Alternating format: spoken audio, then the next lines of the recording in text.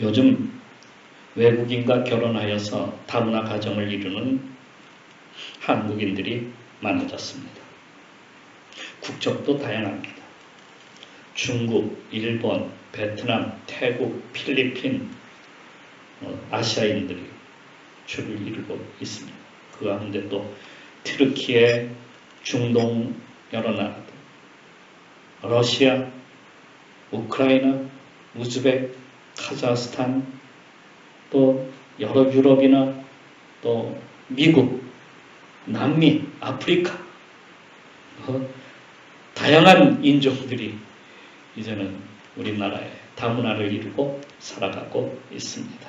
과연 이제는 세계적인 나라가 돼가고 있습니다. 서울의 어느 초등학교에 가면 약 80%가 다문화 가정으로 이루어졌다고 합니다. 서울의 또 어떤 곳에 가면은 만나는 사람이 다 중국인들이래.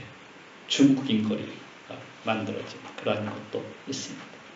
이제는 일터에서, 학교에서, 그리고 길거리에서 마주치는 외국인들이 참 많습니다. 현재 21년 통계 기준으로 하면은 34만 6,017 가구가 다문화 가정이랍니다. 34만 6,017 가정. 21년 통계가. 그런데 이들에게서 가장 큰 어려움은 무엇일까요? 아마도 자녀 교육일 겁니다. 왜냐하면 말이 잘 통하지 않기 때문에. 언어 소통이 잘. 어떻게 보면 이중 언어를 할 수 있는 장점이 될 수도 있지만 반대로 이것도 저것도 하지 못하는 그러한 자녀로 성장할 수 있다는 것입니다. 경기도에 한 개척교회를 하는 목사님은 자기 아들을 중국에 유학을 보내놨는데 얼마 있다가 여자친구를 데리고 왔습니다. 근데 그 여자친구가 히잡을 쓰고 왔어요. 목사님 아들인데 히잡을 쓰고 왔어요. 그 처녀는 중동의 어떤 한 나라의 젊은 처자였어요. 아들이 좋다고 하니까 반대할 수도 없고 해서 결국에 두 사람은 결혼을 하게 되었는데요. 시댁을 방문할 때마다 그녀는 꼭 뭐를 쓰냐면 머플러 같은 히잡을 꼭 쓰고 나타났어요. 그것은 그녀가 기독교 성직자의 아들과 결혼했지만 자기 신앙은 포기하지 않겠다라는 그런 의미와도 같습니다.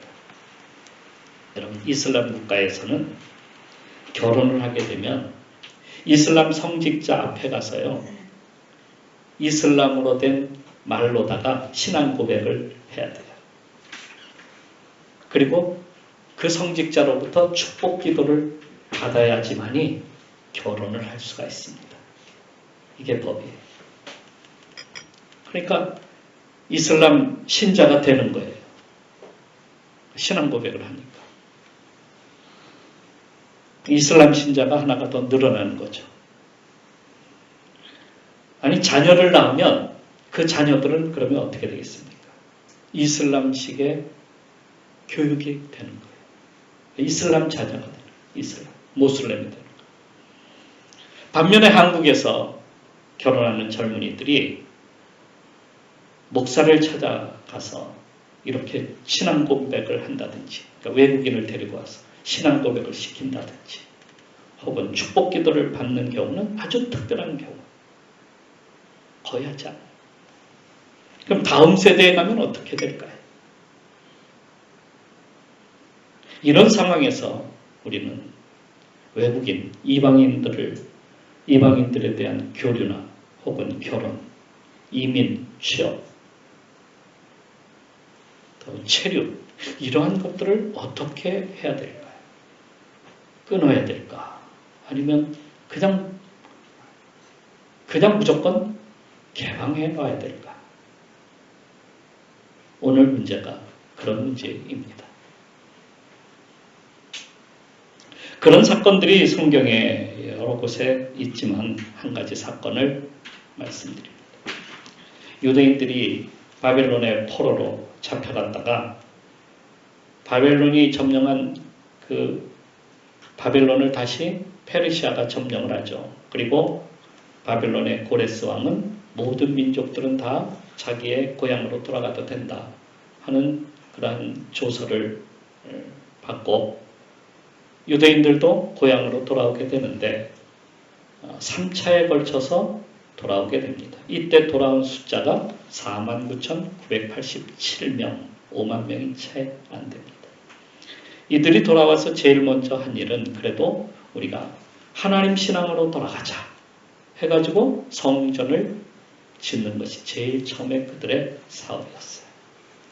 성전이 완공되고 7번째 되는 달, 그들은 그렇게 7번째 되는 달이라고 부르는데 우리로 따지면 9월 첫날, 9월달에 9월 학기가 시작되는 것이 바로 거기서 9월 첫날, 그때를 나팔절이라고 부릅니다. 7째 첫날, 7째 달 첫날.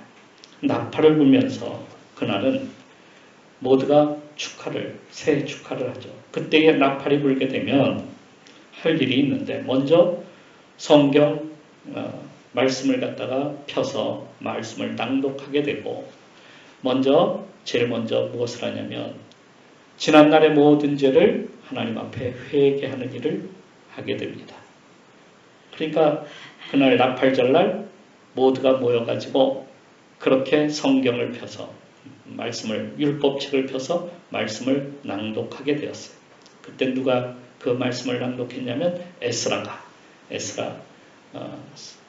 그러니까 학자경 선지자, 그가 나와서 성경을 낭독하게 되는데 그때에 그 사람들이 모두가 마치 새해의 첫날을 하나님 함께 해주세요 하고 묵상 기도하듯이 그들도 모두가 나와서 그렇게 죄를 자백하며 기도하기 시작하는데 거기서 끝나지 않냐고 그들은 다시 또 일주일 동안 초막절을 갖다가 행하게 됩니다. 초막절은 감사절이라고 이렇게 부르죠. 추수감사.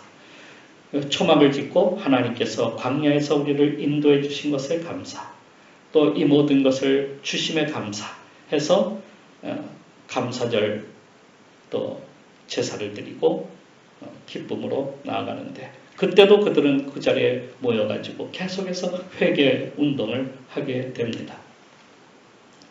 그들이 지었던 잘못된 것, 안식일을 지키지 못했던 것, 그동안 잘못된 길로 이방인의 길로 나갔던 모든 것들을 다 회개하기 시작합니다.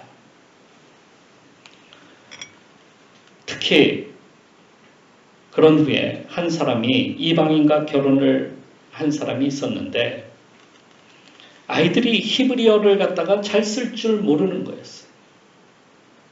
우리도 똑같은 그런 문제. 아이들이 그 아이들을 보니까 이건 반쪽짜리야. 반은 쓰는 것 같고 반은 못 쓰고 막 그런 식이야.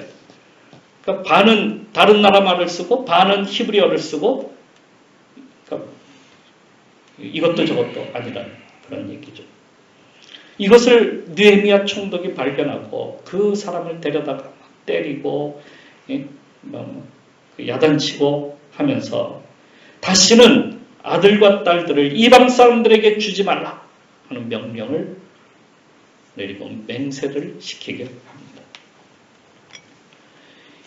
이방 풍습대로 탐욕에 빠져 살다 보니까 언제 아이들에게 토라나 혹은 말씀을 가르칠 수 있는 시간이 언제 있었을까요?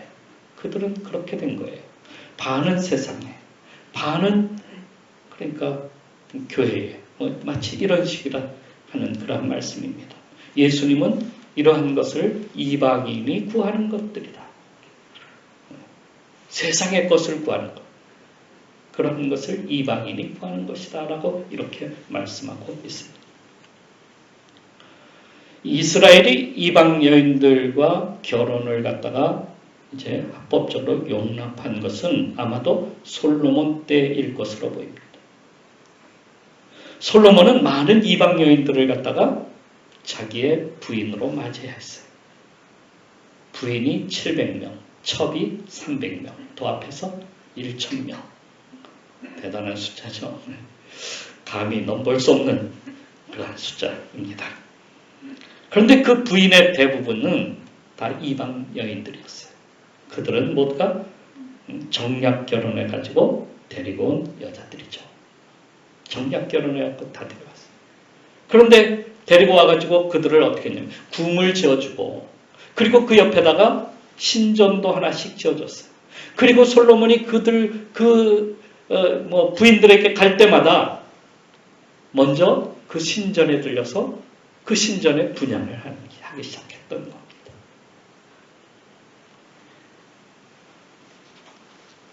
느헤미야는 솔로몬의 죄가, 솔로몬의 범죄가 여기까지 이르렀다고 이렇게 선포하고 있습니다. 말년에 솔로몬은 그러면 어떻게 됐을까요? 말년에 전도서 말씀해 보니까 그렇게 살았던 모든 삶이 헛된 삶이다. 이방인의 삶이 헛된 삶이다. 본문에서도 허망한 삶이다 라고 이렇게 말씀하고 있습니다. 이 허망한 삶이라는 것은 사람들의 총명을 어둡게 만드는 것뿐만 아니라 무지함과 마음의 굳어짐으로 이어져서 하나님을 떠나게 만든다는 거예요. 그것은 그렇기 때문에 무엇과 관계 있는 거예요? 우상 숭배와 관련이 있다.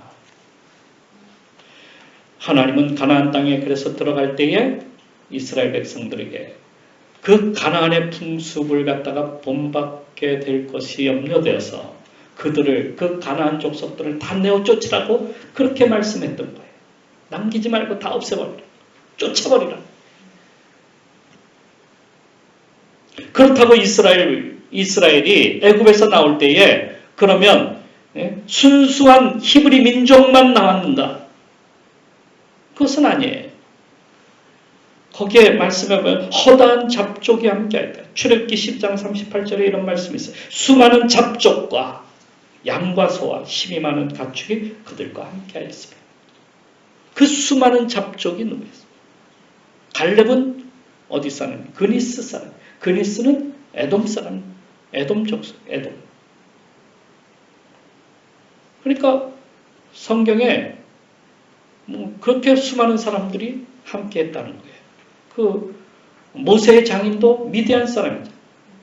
그 미디안 민족도 함께했어요. 그러니까 이스라엘은 처음부터 단일 민족이 아니라는 거예요. 신앙 공동체입니다. 그러니까 하나님을 믿겠다고 따라 나선 사람들이 바로 이스라엘이라는 거예요. 그러니까 당시엔 누구나 함께했던 사람들은 다 이스라엘이 될 수가 있었다. 이스라엘. 같은 이스라엘. 그것이 아브라함의 믿음이에요. 아브라함처럼 하나님을 믿는다면 우리가 아브라함의 후손이 되는 거예요. 그것은 그때나 지금이나 마찬가지예요. 우리들도 모두가 아브라함처럼 하나님을 고백하면 아브라함의 후손이 되는 거예요. 여러분 모두가 아브라함의 후손이에요. 바울은 로마서에서 유대인이나 헬라인이나 차별이 없습니다. 한 분이신 주께서 모든 사람의 주가 되사 그를 부르는 모든 사람에게 부요하시니라.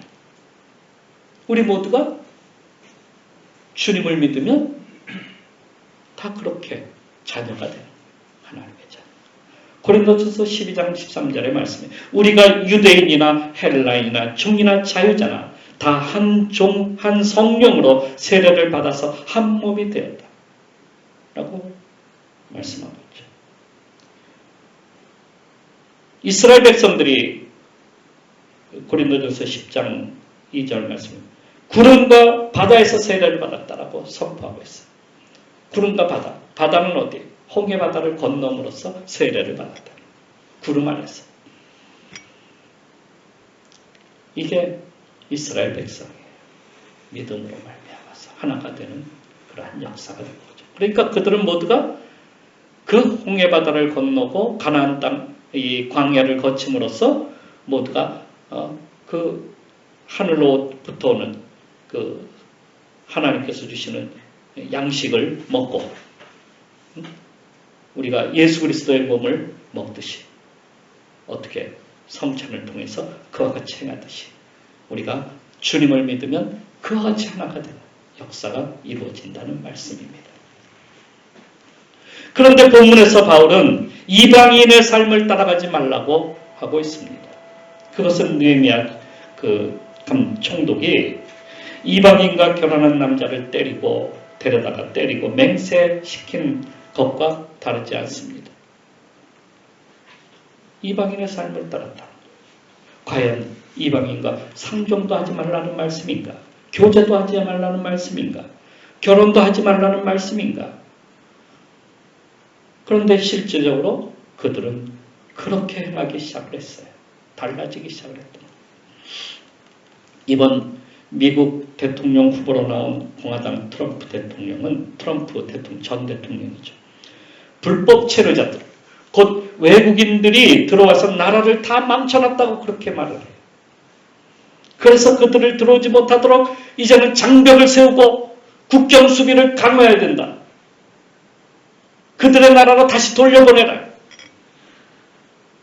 발을 들여 놓지 못하도록. 그래서 나라를 다시 살리자. 이게 요즘 트럼프가 외치는 그런 말이죠. 정말 일자리를 주지 말고 그들의 나라로 다 쫓아버려야 이게 되는 말입니까? 어떻게 해야 되는지 모르겠어요. 처음 이스라엘은 열린 공동체였습니다. 이방인은 누구든지 유대인이 될 수 있었어요. 아까도 말씀드렸죠. 다 같이 그 구름 아래로 지나가면서 바다 가운데로 지나가면서 다 세례를 받고 하나가 됐는데 다 이스라엘이 될 수 있어요.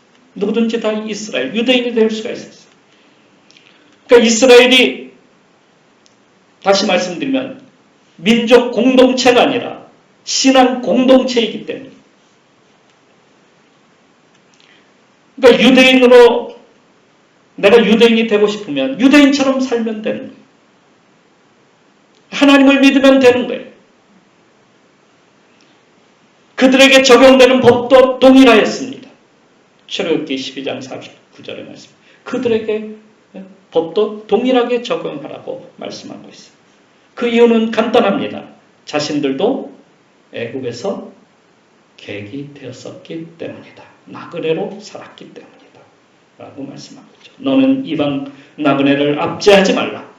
너희가 애굽 땅에서 나그네 되었었은 즉 나그네의 사정을 아느니라. 그들은 그렇게 열린 마음으로 누구든지 다 받아주었어요. 이게 진정한 이스라엘입니다. 예수님도 이방인들을 가까이 하셨어요. 버리지 않으셨어요. 가버나움 백부장을 갖다가 귀하게 그 믿음을 얼마나 귀하게 보셨습니까? 수로보니게 여인을 버리지 않으셨어요. 그녀를 정말 귀하게 보셨어요. 사마리아에 들어갔을 때도 그 사람들에게 복음을 전하셨어요. 또 많은 병자들을 치료하시고 또 나병 환자도 치료하셨던 기록도 누가복음에 쓰고 있습니다. 그런데 언제부터인가 이스라엘이 변했던 거죠. 요한복음 4장에서 예수께서 사마리아 수가성에 들어갔을 때에 물 길러 나온 수가성 여인과 대화를 합니다.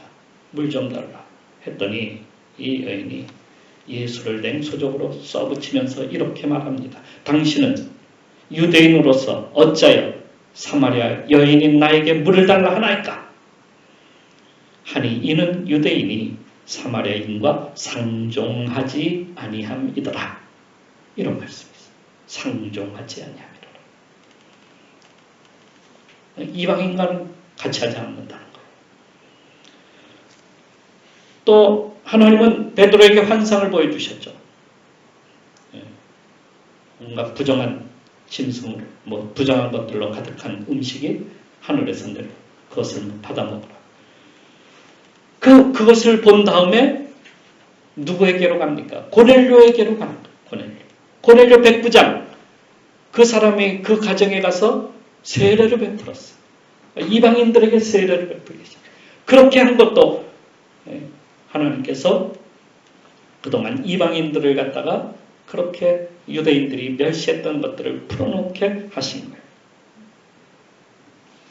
그런데도 베드로는 이방인들과 같이 식사를 하다가 유대인들이 나타나니까 그 자리를 피해서 도망했다 하는 말씀도 있어요.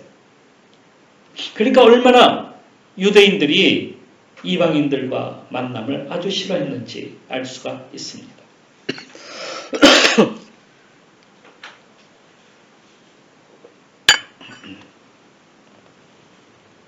그러니까 만나는 그 자체도 부정하게 생각했어요. 멸시하고 부정되고 악하다고 보았던 거예요. 그것은 바리새인들에게서도 너무 잘 나타나는 일이었어요. 그들은 이미 오래전부터 이방인들을 멸시하며 지내왔어요. 식사에도 접촉도 모두가 금지했어요. 바리새파가 생겨난 것도 무엇 때문에? 이방인들 때문에 생겨요. 이방인들을 갖다가 이방인들로부터 자신들을 구별하고자. 그래서 바리새라는 말이 생겨나. 구별되었다. 어디로부터? 이방으로부터 구별됐다. 당시에 헬레니즘 건축과 도서관 여러 문화들이 그 영향력이 확대되고 있었을 때였어요.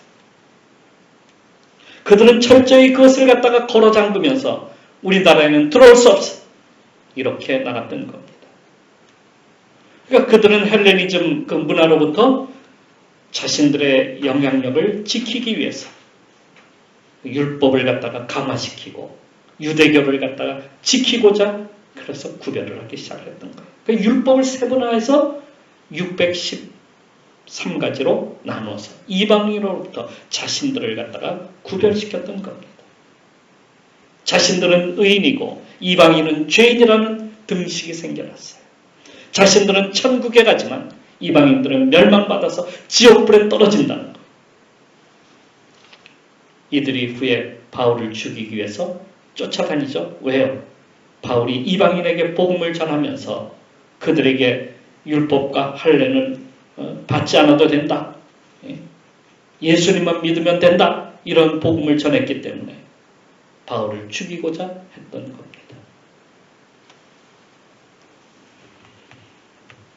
1864년 아들 고종을 왕으로 세우며 권력을 잡은 대원군은 서양 오랑캐로부터 나라를 지켜야 된다고 척합의를 세우고 세국 정책을 펴게 됩니다. 이들을 위정척사파라고 이렇게 부릅니다. 당시의 청나라는 아편 전쟁으로 망하고 말았어요. 그리고 조선에는 천주교가 들어와서 막 퍼져나가는데 제사를 폐하죠. 그러니까 유교에 있어서 커다란 위협이 되고 있었던 겁니다. 이들은 중국이 망했으니 유교를 지키는 나라는 이제는 조선밖에 없다. 송시열이 주장한 소중화, 소중국이라고 이렇게 자신들을 불렀어요. 그리고 자신들은 문맹국이다. 문명국이다. 우리나라는 문명국이다. 이렇게. 그리고 서양은 오랑캐. 서양 오랑캐가 들어오는 겁니다. 이양로라고 하는 사람은 양이는 동이, 양이는 동이나 북이, 남이, 서이보다 훨씬 더 미개하고 그 양이가 누구예요? 서양 오랑캐. 훨씬 더 미개하고 근본적으로 중화 문명을 받아들일 수 없는 금수와 같은 존재다. 이렇게 말을 했어요. 또 그리고 나서 천주교인들을 어떻게 합니까? 막 잡아다가 척결시키기 시작했어요. 이때 오가작통법이라고 하는 것이 생겨났어요. 오가작통법이라는 것은 뭐냐면 5가정을 하나로 묶어서 감시를 하는 거예요. 어디하고 비슷하죠. 그래서 천주교인을 갖다가 발견해갖고 신고하면 포상하고 숨겨두면 처벌하는 제도. 이게 오가자도법입니다. 그런데 그런 삶을 지금도 동경하는 사람들이 있어요. 이 바리새인들, 조선의 바리새인과 같은 자들입니다.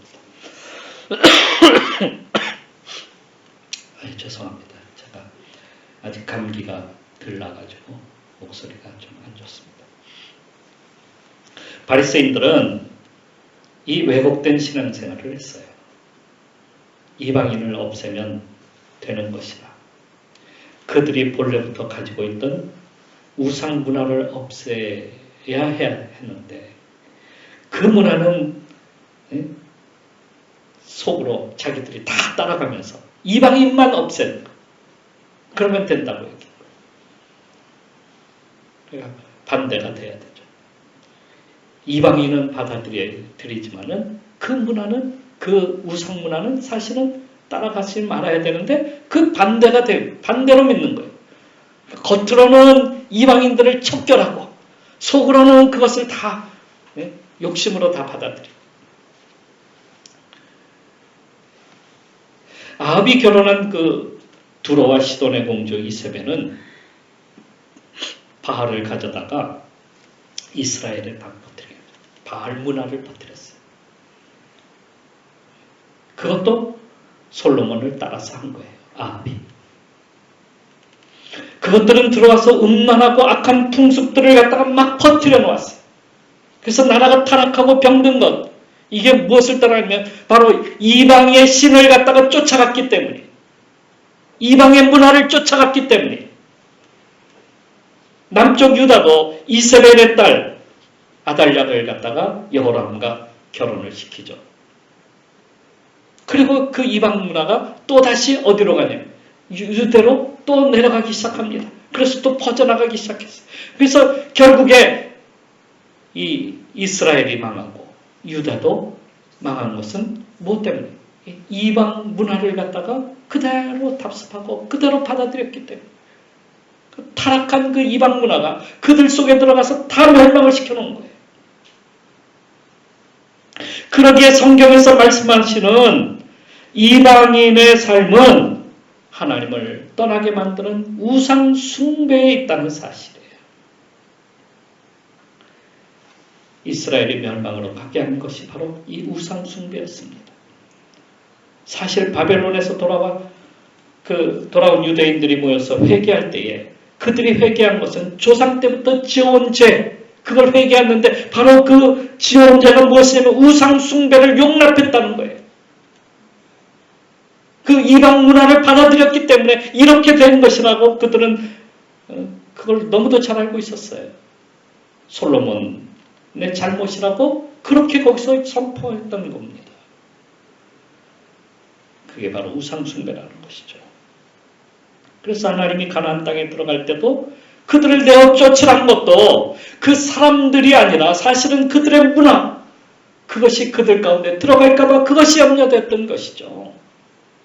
그러니까 우리가 버려야 할 일은 이방인이 아니라 무엇을 버려야 돼? 우리를 타락시키고 세속화 만드는 이방 풍습을 버려야 된다는 말씀이에요.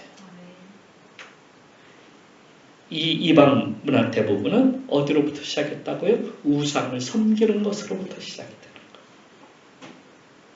거예요. 여러분 우리 가운데 들어온 그런 문화들 가운데 뭐 있잖아요.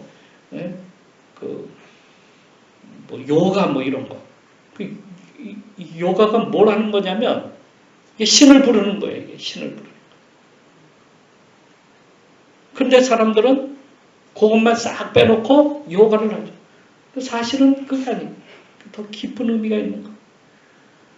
그런 문화들이 우리 가운데 퍼져가지고 요가한다고 쫓아다. 그 무슨 춤 이상한 그 여자들 춤추는 그 발리 댄스인가 봐요. 예? 그것도 알고 보면 다 비슷한 그런 내용들이라. 그게 다 그런 거 아닙니까? 이방의 그런 문화들이. 그렇게 들어와가지고 사람들을 음란하게 만들고 결국에는 넘어지게 만드는 거예요. 그러니까 이러한 음란과 부정, 부패로부터 나가기 때문에 그것을 갖다가 하지 말라고 성경은 말씀하고 있는 겁니다. 너희도 전에 그 가운데 살 때는 그 가운데서 행하였으나 이제는 너희가 이 모든 것을 벗어버리라. 곧 분함과 노여움과 악의와 비방과 너희 입에 부끄러운 말이라. 너희가 서로 거짓말을 하지 말라. 이런 말씀을 하고 있어요. 그것을 옛삶이라고 부릅니다. 그 이방문화, 그것은 곧 무엇이에요? 옛삶, 우리가 쫓아갔던 이방문화. 매일 가서 점 보고 그것을 따라가고 탐욕을 부리고 남의 것을 빼앗고 탈취하고 하는 그러한 모든 것. 4장 22절에 너희는 유혹의 욕심을 따라 썩어져가는 구습을 따른 옛사람을 벗어버리라. 그러니까 여기서 옛사람은 옛삶이라는 것이죠. 로마서에서도 우리가 알거니와 우리의 옛사람이 예수와 함께 십자가에 못 박힌 것은 이미 주님과 함께 우리 모든 그 우상 숭배했던 그 모든 것은 다 끝나버린 거 아니에요. 이제는 주님만 따른 거 아니에요.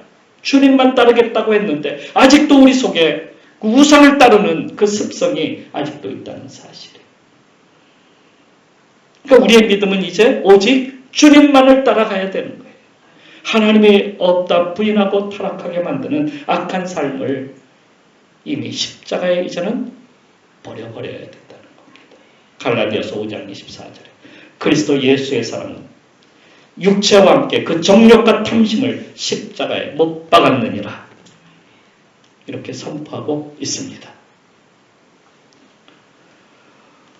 우리는 어떤 사람이든 간에 열린 마음으로 예수 그리스도께서 보여준 사랑과 겸손함으로 섬기도록 힘써야 됩니다.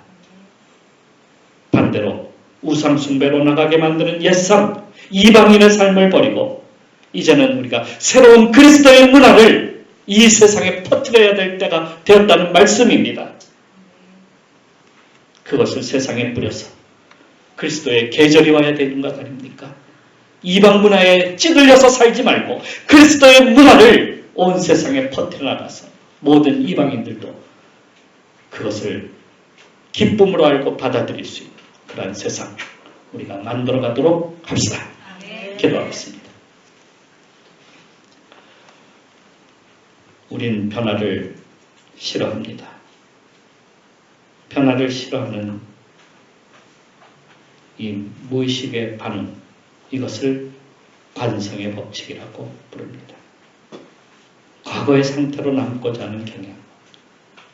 이 관성의 법칙은 우리가 앞으로 나가야 될 길을 찾고 막고 방해합니다.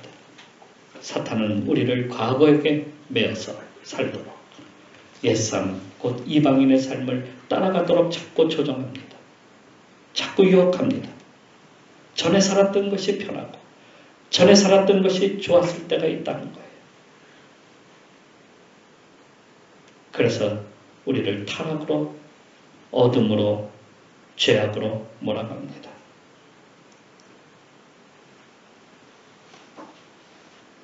이 강한 의지를 이제는 끊어야 되겠습니다.